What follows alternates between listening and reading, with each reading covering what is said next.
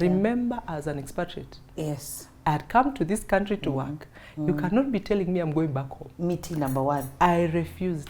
I remember. That's why I told myself you're so inside. good. You're very Ugandan, so you didn't refuse. I didn't refuse the openly. way other people refuse Yes. openly. But inside, after you had said, I think you told me, this is the last time me and this woman are engaging.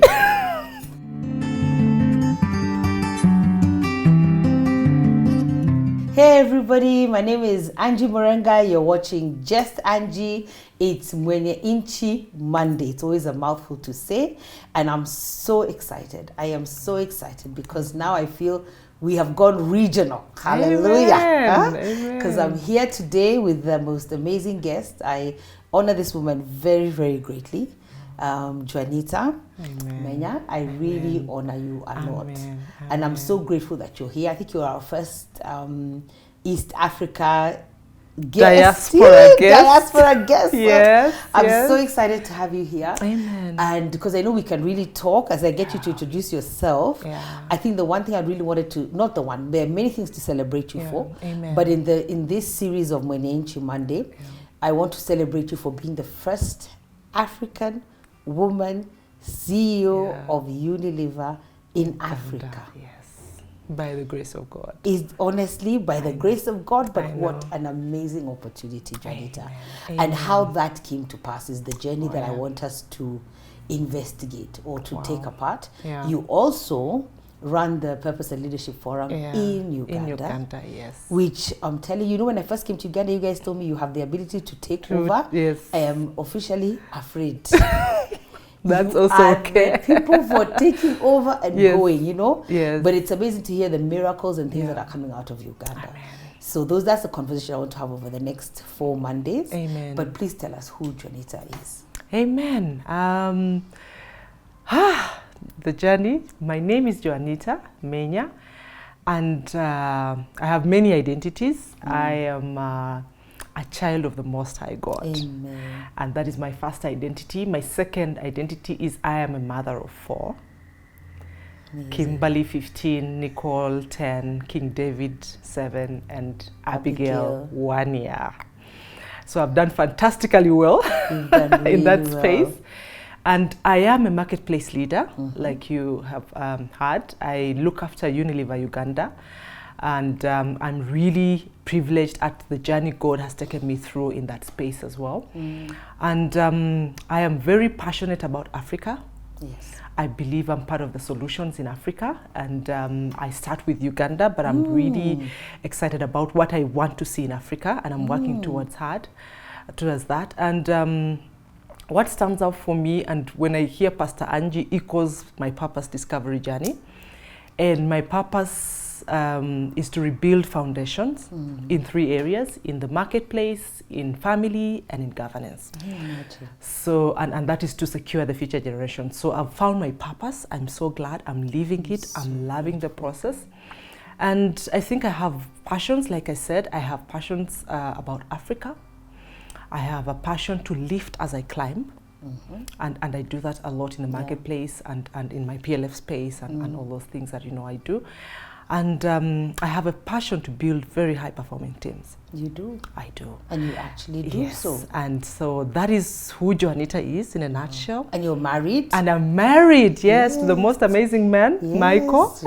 A man, these days you need to be clear. You have to be clear. Yes, so I'm very clear. That's the only way I have children. Biological children. It's unfortunate we are having that discussion, but it is what it is. Yeah, I am married, and that's also a ministry that I'm doing quite well, and it has also shown me a lot of process. And yes, that's Joanita. And when I see you, you're everything PLF is supposed. You're actually a poster child. Honestly, you are. You're a marketplace leader. You're senior in what you're doing. You're running a ministry. I know you have a ministry your own, which is forming for marriage. You're raising leaders. You're raising intercessors. I'm an entrepreneur. I mean, you have an events organization. Business, I mean, Joanita, you are it. Amen. You are it. Amen. You know, somebody came, one of the leaders came back from Uganda recently, and they told me, they were in shock. They were like, Pastor Angie, Joanita has your DNA.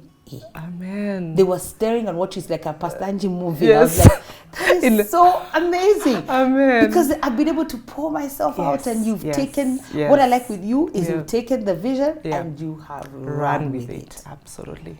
Absolutely. In the most amazing way. Yes, because it's amazing. One of the things, of course, we are Josephs, and that's one of the things you really instilled in me. Yeah.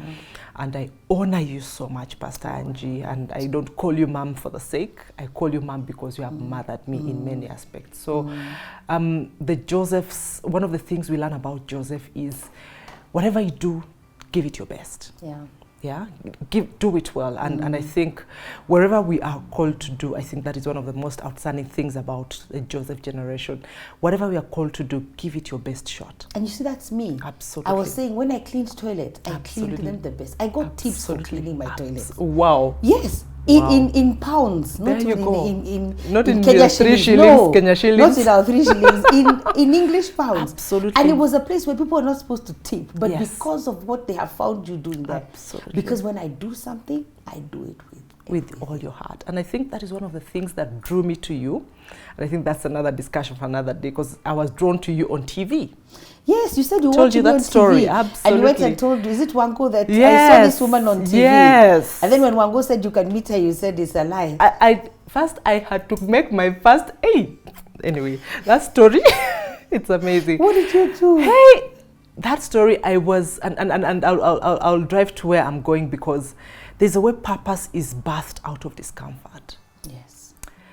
For me, that time I was in Lancet Lab.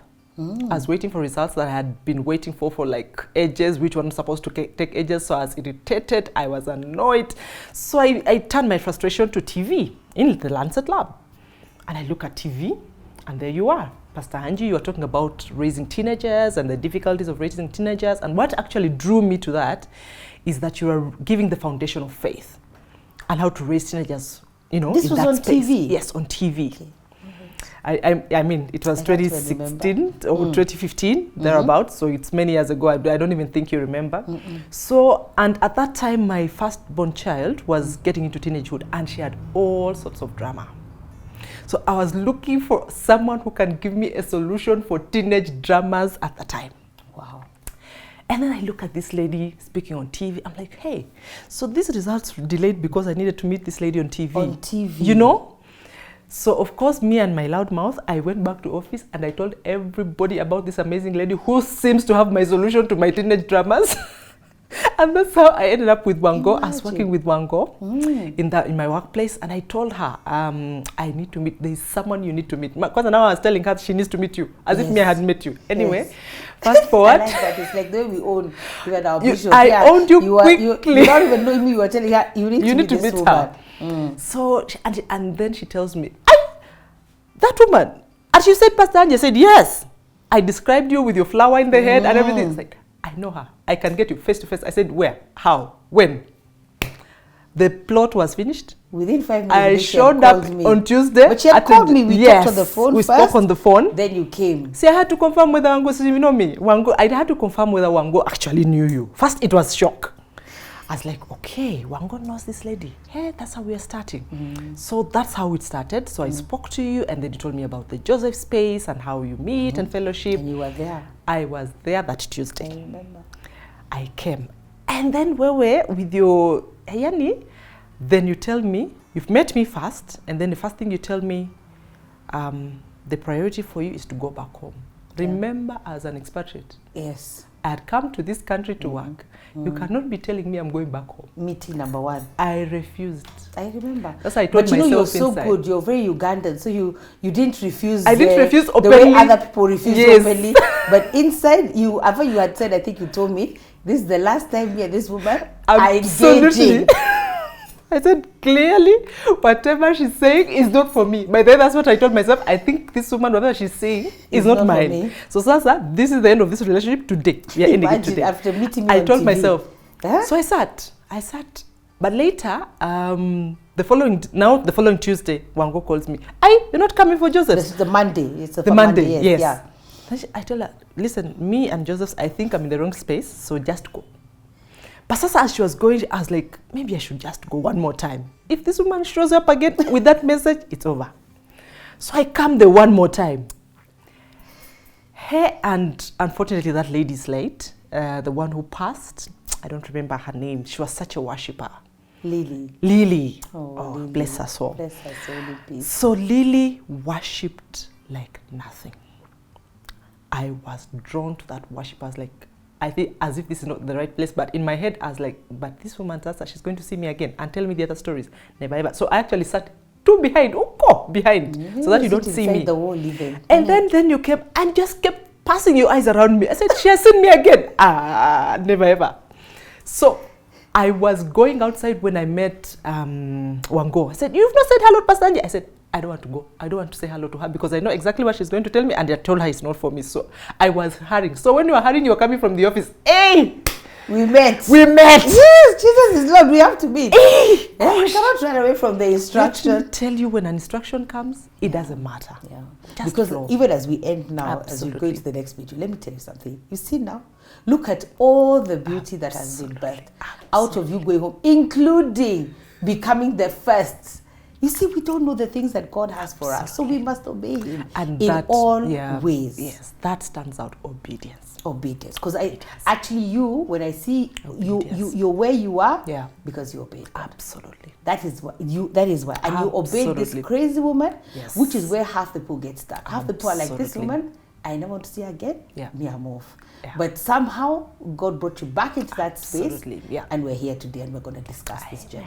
So you're watching Mwenye-Nchi Monday. I hope we have whet your appetite. Yes. But in the meantime, please obey whatever it is that God is asking you to do. Absolutely. That's how you take ownership of your nation, of your country, of your community, of your purpose, by obeying. And sometimes they are hard things. You know, like for me, there are people who are like, that woman, never ever. So it's just take it in your step and do what we need to do. So you're watching Mwenye-Nchi Monday. Amen. We'll see you next Monday. God bless. Amen. Bye-bye.